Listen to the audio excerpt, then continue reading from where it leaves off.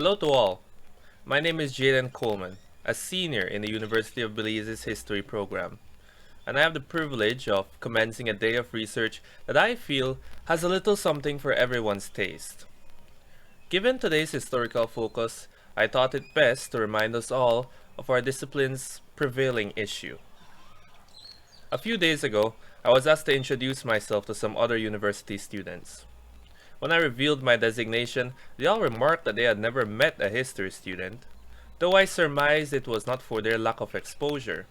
In truth, the program's enrollment can be counted on 10 fingers and a few toes.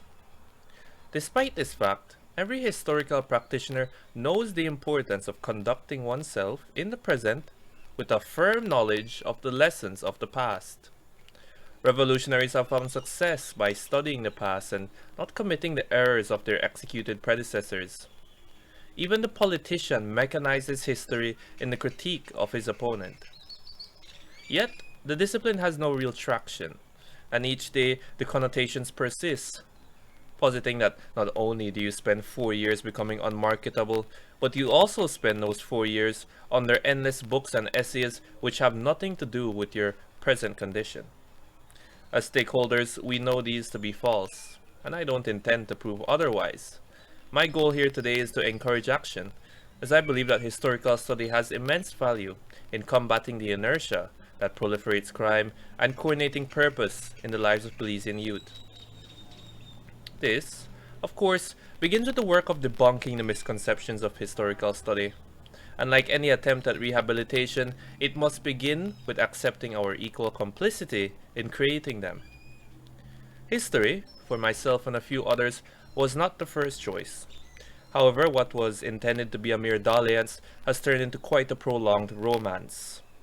But can we really depend on the possibility of others stumbling upon history's hidden attraction? At least not in great numbers. We must admit that how history is taught contributes to the aversion and sometimes abandonment by budding students. The French philosopher Albert Camus once said, "Something cannot lay claim to respect until it has stood the test of free and public examination." Have our methods of teaching history been scrutinized? Perhaps they have, though my admittedly limited experience would indicate that it was ineffective.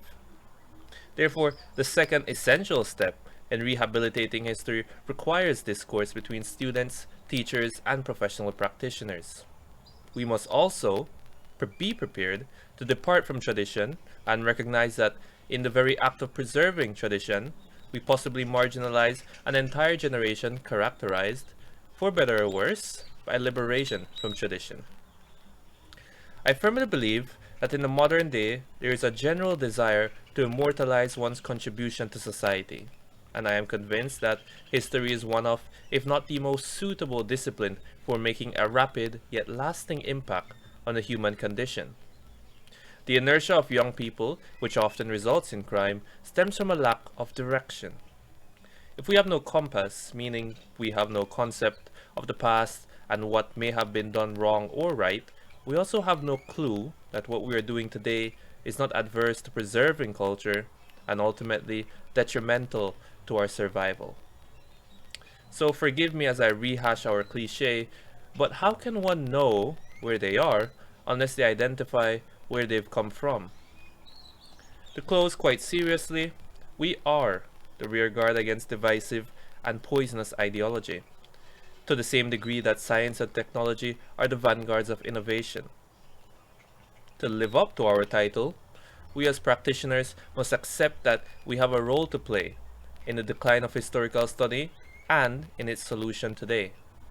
We must endeavor to convene, communicate, and give equal consideration to the suggestion of each other, and be prepared and willing to break the chains of tradition, which ironically keep us trapped in the past, meanwhile the rest of the world forges ahead. Thank you.